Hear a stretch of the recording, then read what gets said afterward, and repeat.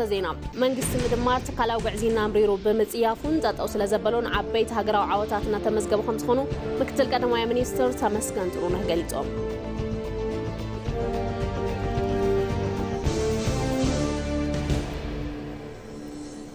إثيوبيا بحسب حملة أسر بلالو تقات كوناتات أير نمكل خالد سر حمزة الله سرحتي عبيت دبلوماسية عواتات نامت أمخانم تحبيرو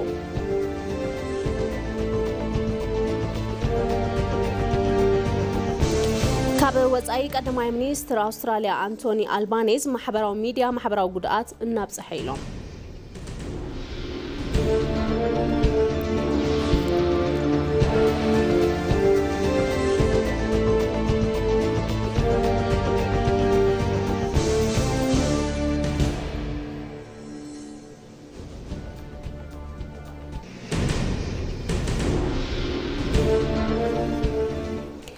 سلام تعنا بالله كم يتمشيوز خبركم تملكتنا ساعة حد خوينو معد زينا جمير لو معد زينا أنا مرحون عزريت بريهو حبيركم كتأني حيث لما حتصر زيناتات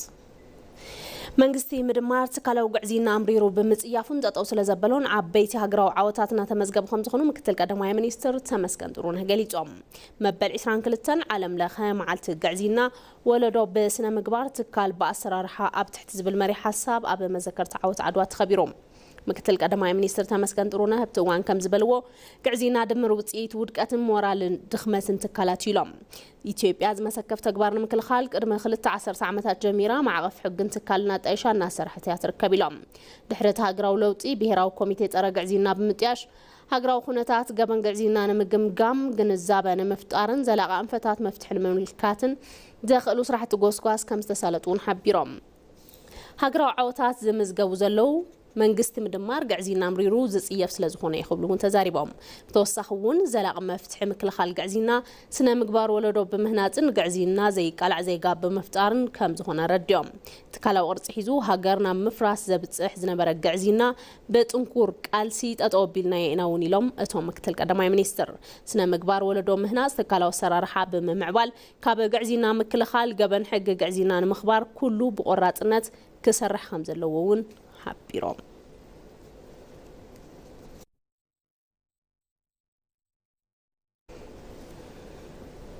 إثيوبيا نصرا قعزينا فلويت أمت هيبات سرح لخبلو دكتور سامويل أورقاتو قليتهم إثيوبيا ببرك عالم كونفنشن صرا قعزينا مسارات نصرا قعزينا فلويت أمت هيبات سرح ليوم كوميشنر كوميشن صرا قعزينا سنة مقبار فيدرال دكتور سامويل أورقاتو اتوم كوميشنر اب مبل 20 كلتن عالم لها معلت كبابرات صرا قعزينا بزم حلالفو ملختي اتعلات ناي تكالات قالسي صرا قعزينا معباي تخرات مقبارو تزاريبهم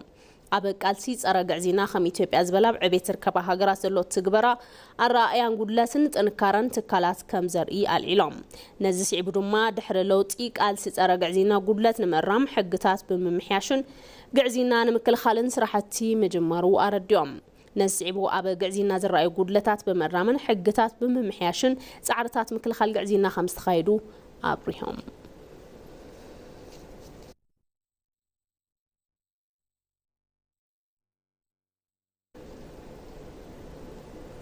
إثيوبيا بروجرام حيلي نيوكلير مس عالم لخ إيجنسي أتوميك إنرجي درجة بمتعامل نمتكبار قرات عيلم مكتل قدماي منيستر تمسكن ترونه تو مكتل قدماي منيستر مس مكتل وانا دايركتور حلافي نيوكلير إنرجي ديبارتمنتن عالم لخ إيجنسي أتوميك إنرجي دكتور ميكائيل تشوداكوف زتيوم اتزاتا نيوكلير إنرجي حبراو متحبارا بزت أنخرو استراتيجي قدات زت أمتايوم مكتل قدماي منيستر تمسكن ترونه إثيوبيا سلامو حيلي نيوكلير تكنولوجي عنا حرشا اندستر مرمر نمتقام كابز لواتنو عمنات بمبغاز تسرح الليلهم سلازخونه هاجراو ناي نيوكلير حيلي بروجرام ابي قرب اوان مجمرا قاليصوم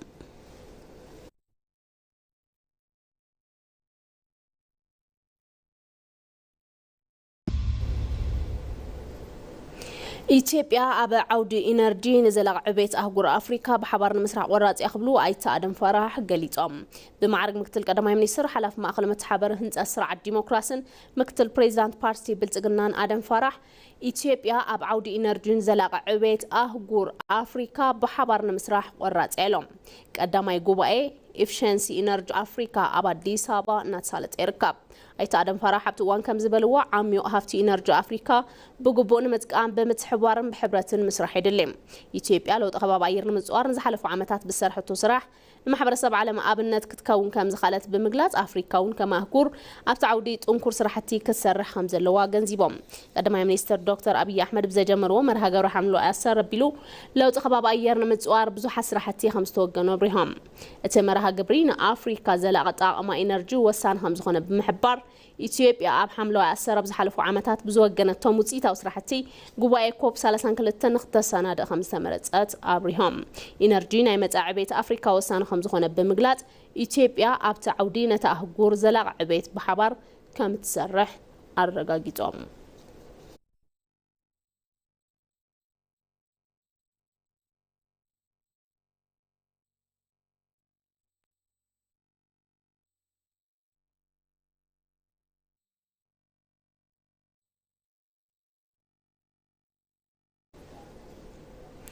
عالم لخا ايجنسي اتوميك انرجي ايثيوبيا اب عودي استلمتو علاما نختعوت دقف نمغبار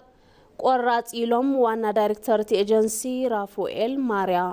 ماريانو غروسي اسم وانا دايركتور ايثيوبيا حيل نيوكلير بروجرام مجمرات اميتهم اب زمحلالفو ملختي ايثيوبيا كوميشن بمطياش سراح مفلاما بمغلاص ناينكو احغوسكم ملخت محلالفهم بقدماي منستر دكتور ابي احمد راين ناي مرارحا قراصنتن ايثيوبيا سلاماون دحننت وستحلون بروجرام حيل نيوكلير مجمران ايدوم حيل نيوكلير معباله اندسترين سلطنه حيل سبن نمفراي لعل قدا خمس اوتون غليصوم بحبار نمسرحون دلو خمس خونو تزاريبهم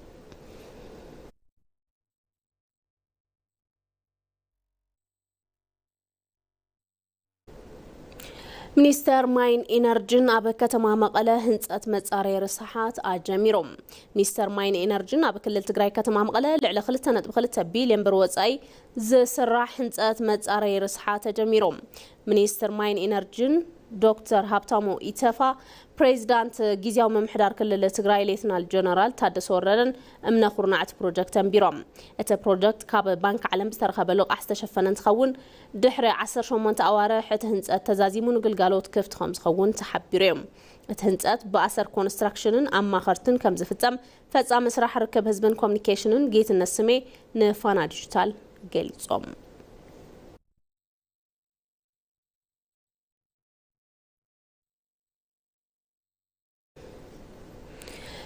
ملوت زبان بعل ولايتا جيفاتا بحبرات منغستات كالة تمرتي ساينس مباهلن يونسكو بحد عالم تمزجيبهم إثيوبيا أب هندي نيو دلهي ناتخايدا أبزركا مبل عسرا زيد هسسو حد قصات قوبائي حال واحد عالم إثيوبيا أب عالم بحد قنم مزقاب زغربتو زمن ملوت بعل ولايتا جيفاتا بدك سبا زيج بد بهلا وحد جي أب تحت زبل زرزر تمزجيبهم جيفاتا أب هزب ولايتا عبيو بوتاز وهو بعل تخون كاب ولدونا تمحلالة فتزنحن ملكت مننت هزب نيوم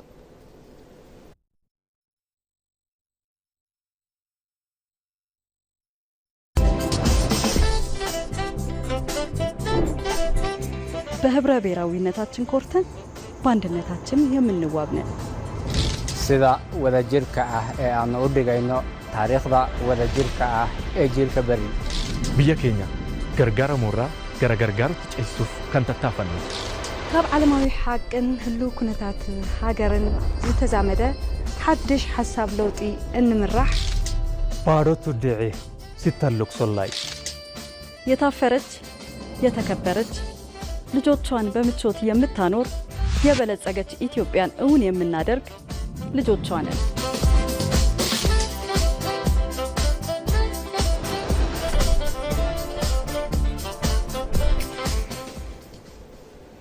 مع زين أخم أبا مكتال تركبوا بزرزر نابل رأيهم قدات كنحلف كومشنا هاجر وزات إثيوبيا حساب حزب زعبات زسالة كيريتاس زاتا مقامات يوم أبدي سبانز قبروا دبلومات مبريه هبوم زاتا كومشنا هاجراوي عوت نكخون عم مقبارون مستفلاليو أكلات زاتا مقبارو أفليت يوم نزاب زاب أبادي ويناي والبرهان قرناي ኮሚሽን ሃገራዊ ዘተ ኢትዮጵያ መቅመጢኦም ኣብ ከተማ አዲስ አበባ ዝገበሩ ዲፕሎማት ክሳብ ሕዚ ዝነበረ ኸይድን ናብ ቀጻሊ ብዛዕባ ዘሳልጦም ስራሕታት ገለጻ ሂቡ እቲ ዝሳለጥ ኸይዲ ዘተ ኣሳታፍን ኾን ምስ ተፈላለዩ ክፋላት ማሕበረሰብን ትካላት ዘተ ምግባር እውን ኮሚሽን ሃገራዊ ዘተ ኢትዮጵያ ኣፍሊጥዩ አጀንዳ መተኻብን ምፍላይ ኣብዛ ሓፀረ እዋን ብርክት ዝበሉ ስራሕታት ምውጋን እውን ኣፍሊጥዩ ዋና ኮሚሽነር ኮሚሽን ሃገራዊ ዘተ ኢትዮጵያ ፕሮፌሰር መስፍን ኣርኣያ ከም ዝሓብርዎ ኣብ ኢትዮጵያ ዝንቀሳቐሱ ዲፕሎማትን አባላት ማሕበረሰብ ዓለም ነቲ ዘተ ሓገዝ ምግባሮም ኣፍሊጦም እዮም ይሄ ሃገራዊ ምክክር ኮሚሽን በውጪ በሚገኝ የሚሰራ ስራ አይደለም ከኛው ከራሳችን እዚ ኮሚሽን ሃገራዊ ዘተ ካብ ወጻኢ ብዝርከብ ኣታዊ ዝስራሕ ስራሕ ኣይኮነን ካብ ባዕልና ሚኒስትር ገንዘብ በጀት መዲብልና ዝስራሕ እዩ ግን ድማ ዝተፈላለዩ ፕሮጀክታት እንትንሰርሕ ትካላት መጻኢ ምሕጋዝ ንደሊ ኢና ኢሎም እንትመጹ ንሕና ብዝደለናዮ ኣሰራርሓ መሰረት ይሕግዙና እዮም ገንዘቦም ብትኽክል ኣብ ስራሕ ምውዓሉ ድማ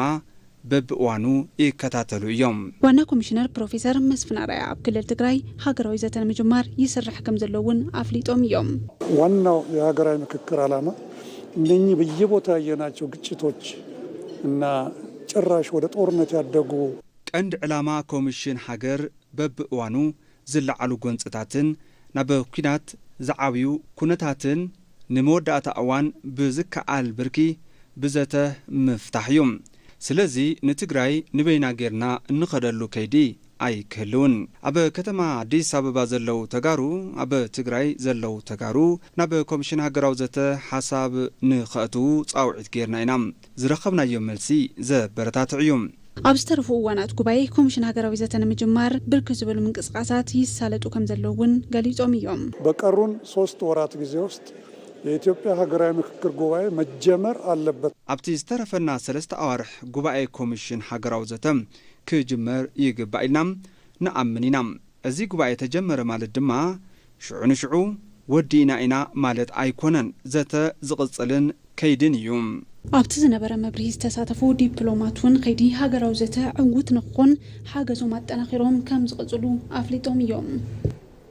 ኢትዮጵያ በሐሳብ حمله أثر بلا لو تخناتات أيرن مكلخال سرحم زلا سرحتي عبيت دبلوماسية عوتات نامسو يركبهم قبل شوعة عمتات بحد عمت 4 مليون كونتال راح تفرز نبرة إثيوبيا أب 13 شوعة عام تمرت جرانا ب 380 مليون كونتال كتعب بخيلام نتسبب ملو قرماي أبراهام في السهام نزحلف شوعة عامتات إثيوبيا نوجنتو تصنحت وفر لمعات حملواي عصر وقرات حزبن منجستن لعلي 4 بليون فلسطات بمتكال عبدنت مخانا بعلي آمسكي رأيام إثيوبيا كمزي عينة وفرين تجمر نتساقم لو تكونتات عير تكبارا وملاش بمهاب زعرقو مريتات حملواي كخدنو بمقبارن بمقبي عرسخان مقالن أب زقبر تعري نخحقزو أب قمت بمقتاوينيروم بتساتفو مليون هزبتات ناتوجنت تصنح زي تكبار إثيوبيا زجمرتو ጉዕዞ ፍረፍሪው በብርክ ዓለም አፍልጦ ከተረክብ አኽኢሉ ዋዕዮም ኢትዮጵያ በአረንጓዴ ሳቤ ለአየር ንብረት ለውጥ ለመከላከልና ለመቋቋም እየሰራቻቸው ያሉት ስራዎች ኢትዮጵያ በሐሳብ حمله አሰረቢላ ለውጥ ኩነታት አየር ንምክልኻል እትሰርሖም ዘላ ስራሕቲ ዓበይቲ ዲፕሎማሲያዊ ዓወታት እናምጽ ይርከቡ በቀዳማይ ብርክስ ጥቀስ ቀዳማይ ሚኒስተር አብይ አሕመድ ካብ ዝጀመረጎ ከባቢ 3 ዓመት ኮይኑ ወሎ እዚ ድማ ዓለም ለኸፍልጦ ረኺቡ እዩ እዚ ዲፕሎማሲያዊ ዓወት ድማ ተደማጽነት ኢትዮጵያ ብዝበለጸ ክውስኽ አኽኢሉ እዩ وفر حملواي أثر إثيوبيا كاب عرسا حليفو أب غروبيت هاجرات كمون بحر تساجرا كساب إيسيا كيدام أثران منبر زخدتو رحقاتون بعبيو زل عليهم أب قربا أوان إثيوبياويان باكستان ترخيبهم فلسي بمتكال لمدا زكافلت اللو تكبارون أدناقوت رخيبات اللويام كاب عمت ناب عمت كي تقارص بعوت تعجبو زقاصله ازي وفر حملواي اثر ኢትዮጵያ ኣብ መድረኽ ዓለም ንምክልኻለው ጥኩነታት ኣየር እትጻወተ ዘላ ግደም ንተደማጽነታ ተወሳኺ ዓቕሚ ፈጢሩላ እዮም ኢትዮጵያ በሓዱሽ ገጽታ ናብ ዓለም ክትግለጽ ካብ ውሽጢ ዘኽአልዋ ምንቕቓሓት ሓደ ኣብ ዘፈር ሕርሻም ኣብ ምርት ስርናይ ዝተርኣየ ለውጢ ተጠቃሲዮም ኢትዮጵያ በብዓመቱ $1 ቢልዮን ብምውጻእ ስርናይ ካብ ወጻኢ ምሽማታም ታሪኽ ቀረባ እዋን እዮም بسمت حجازيت حجر أبتصلي محدرة استقمت تاريخ نمقيار زجبرته وفري كوشت عد حليفام ቅድሚ 2 ዓመታት ናብ ዕዳጋ ወጻኢ ብምቕራብ ትልማ ክትዕውት ክኢላ እያ ቅድሚ 7 ዓመታት ኣብ 1 ዓመት 47 ሚልዮን ኩንታል ጥራሕ ተፍሪ ዝነበረት ኢትዮጵያ ኣብ 2017 ዓመተ ምህረት ግና ናብ 280 ሚልዮን ኩንታል ክትዕቢ ክኢላ እያ እስከ $1 ቢሊዮን በአማካይ ለስንዴ ብቻ ይወጣ ነበረ ክሳብ $1 ቢሊዮን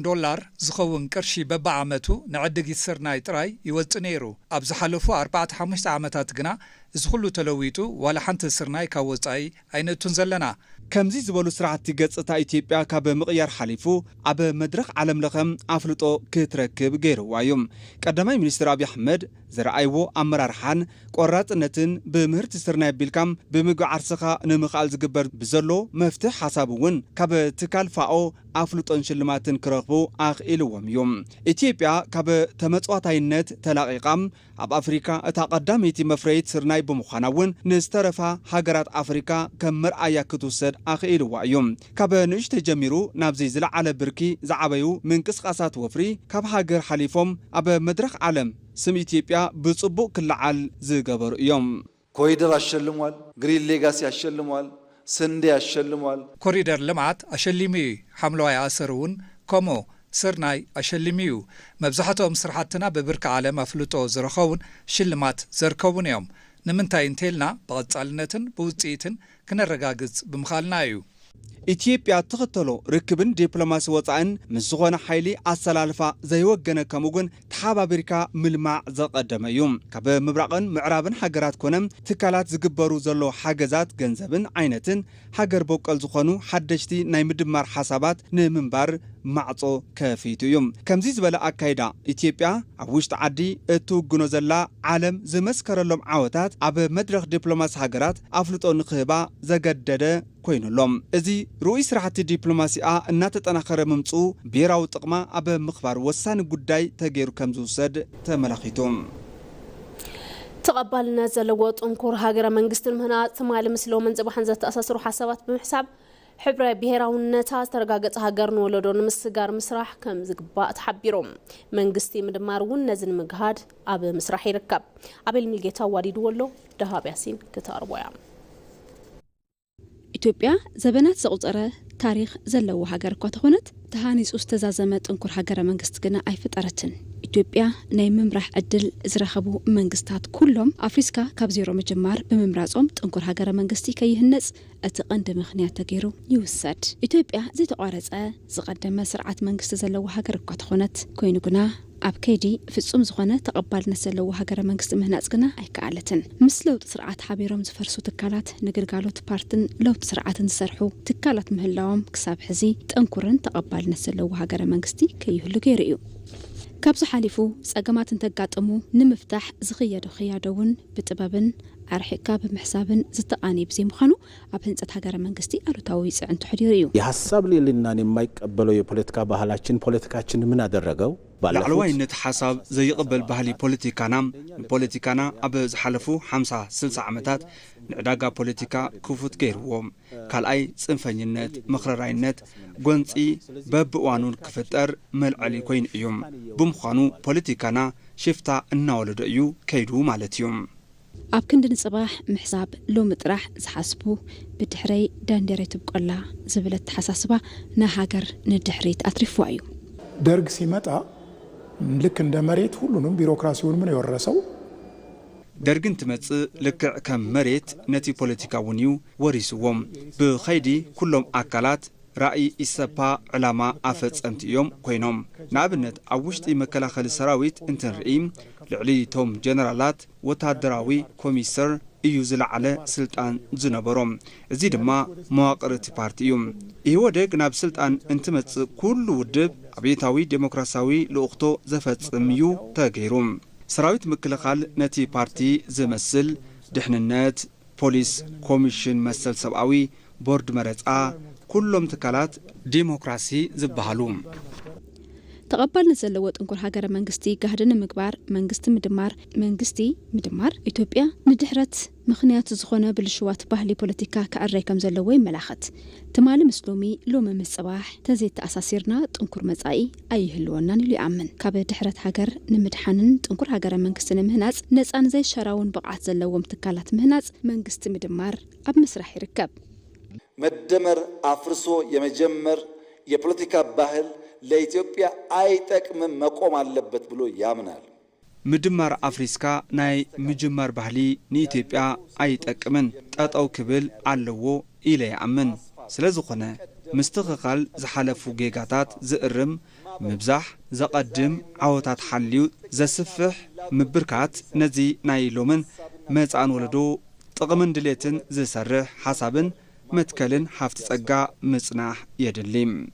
ጅማሮ ህንጸት ሃገረ መንግስቲ ሽቱእ ክወቅዕ ጥንኩርን ዘይብዳህ ትካላዊ መሰረት ንኽህልዎ ምግባር ግድን ይብል ፕሮጀክት ህንጸት ሃገር ጅማሮኡ ካብ ዝመሰረታዊ ተሓሳስባ ብምልዓል ኢትዮጵያውያን ዝሓለፈ ሕማቕን ጽቡቕን ታሪኻት ተቐቢሎም ሕዚ ዘላን መጻኢትን ኢትዮጵያ ብማዕረን ብህብረ ብሄራውነታ ንምህናጽ ልዑል እጃም ይብርክት መንግስቲ ምድማር ድማ ህንጸት ሃገረ መንግስቲ ብወለዶ ዝጸንዕ 10 ዜጋታት ዝረኣየሉ ንክኸውን ይሰርሕ ምህላው ይመላኸት ባለፉት 5-6 ዓመታት ውስጥ የምናየው ነገር አሁን ተቋማቱ ኢትዮጵያን መምሰል አለባቸው አበ ዝሓለፉ 5-6 ዓመታት ውሽጢ እንሪኦ ነገር ቶም ትካላት ኢትዮጵያም ክመስሉ ኣለዎም ሰራዊት ምክልኻል ኢትዮጵያ ክመስል ኣለዎም ዝብል ቅድሚ ሕዚ አቤታዊ ዴሞክራሲያዊ ንኸገልግል ዝተዋሃቦ ቀያሕ መጽሓፍ ኣላም ንሳ ሕዚ ተቀይራ አብ ሃገራዊ አጀንዳ ሃገር ህዝቢ ብሔራዊ ረብሓ ሃገር ዝሕሉ ሰራዊት ምክልኻል ናታነጸ ምዃኑ ንምልከት ኣለና ትማሊ ምስሎሚ ሎሚ ምስጽባሕ ዘተኣሳስሩ ሓሳባት ብምሕሳብ ህብረ ብሄራውነት ኣስተረጋገጸ ሃገረ መንግስቲ ንምህናጽ እናተሰርሐ እዩ ሰናይ ዘይኮኑ እሴታት እናተኣረሙ ጥንኩራት ሃገራዊ እሴታት ናብ ወለዶ እናተሰጋገሩ ሃገር እናጠንከረት ካብ ወለዶ ናብ ወለዶ ትሰግር ዜና ወጻኢ ቀዳማይ ሚኒስትር አውስትራሊያ አንቶኒ አልባኔዝ ኣብ ዘመሓላለፎ መልእኽቲ ቪድዮ ማሕበራዊ ሚድያ ማሕበራዊ ጉዳት ናብጽሕ ምዃኑን ፈለጢና ዝበሉ እንትኸውን እዚ ሕጊ ድሕነት ደቅና ዘሕሉ ኢሎም እዚ ሓድሽ ሕጊ ተግባራዊ ምዃኑ ሲዕቡ ኣብ ውሽጢ ህዝቢ ምክፋል ዝፈጠረ እንትኸውን ወለድን ተሟገቲ መሰል ህፃናትን እቲ ሕጊ ብሰፊሕ እንትድግፍዎ መናእሰይ ዓበይትን ኩባንያታት ቴክኖሎጂን ግና ተቃይሞሞ እዮም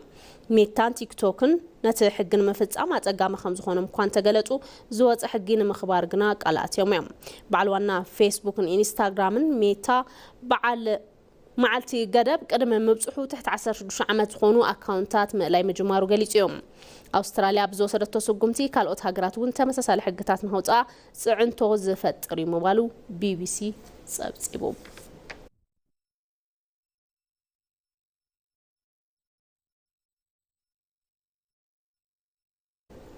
ማድ ዜና ቅድሚ ምዝዛሙ ቀንድ ነጥብታት ዜና መንግስቲ ምድማር ተካላው ግዕዚና ምሪሩ ብምጽያፍን ጠጠው ስለዘበሎን ዓበይት ሃገራዊ ዓወታትና ተመዝገቡ ከም ዝኾኑ ምክትል ቀዳማይ ሚኒስትር ተመስገን ጥሩነህ ገሊጾም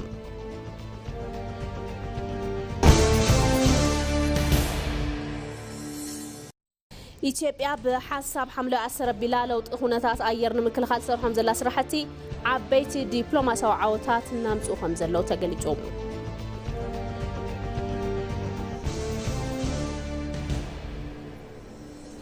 ካብ ወጻኢ ቀዳማይ ሚኒስትር አውስትራሊያ አንቶኒ አልባኔዝ ማሕበራዊ ሚድያ ማሕበራዊ ጉዳት ናብጽሕ ኢሎም